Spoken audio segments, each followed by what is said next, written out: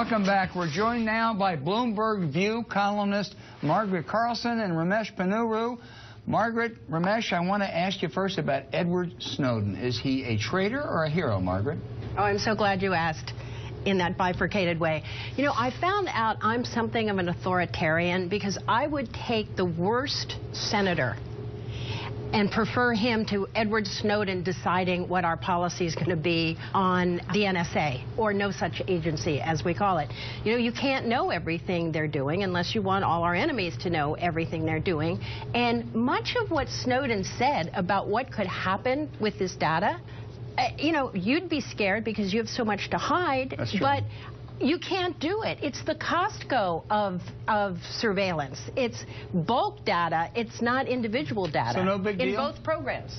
You know, defenders of this program have been throwing around terms like treason very loosely to describe what Edward Snowden did without any sense of the gravity or even the definition of that word. But the question you have to ask yourself is, if he has a screw loose, if he has such terrible judgment, why is he being put in a position by the government that gives him access to such sensitive information? And you've got to wonder, is this program really something that we can trust if it's being run in this fashion? Yes, I'm not quite sure it's as benign. Not talking about Snowden now. I mean, there is really this massive surveillance, and they say they just know who communicated. They don't know what they said unless there's a probable cause. The court's not transparent. I wouldn't say it's completely benign, and it is good that we're talking about it, and it's too bad we had to have this narcissistic, selfish high school dropout. No, I don't mean to slam high school dropouts, but you know, contractors seem to hire just anybody and put them in charge of these very sensitive things, as Ramesh says. But now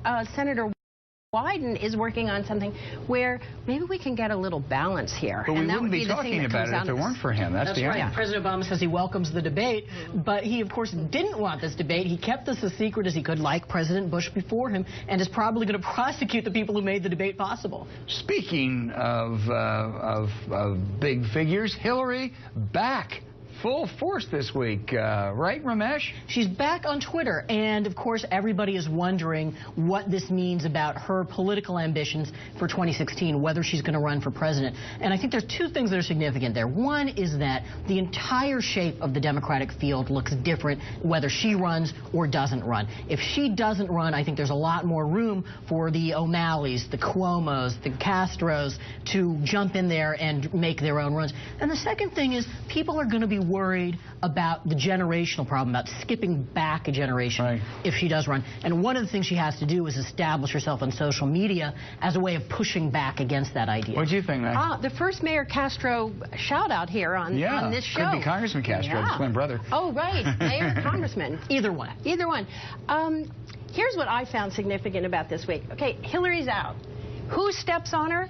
Her husband. Right. Yeah, she's used to it, but I don't think it ever gets better. And I was a little shocked at the former president.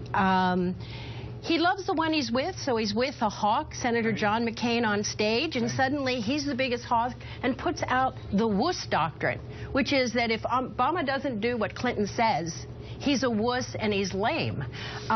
This is on Syria. I wish that somebody would have come back and said, oh, well, tell us about Rwanda, President Clinton. Oh, boy, you're tough. I want to tell you about one of my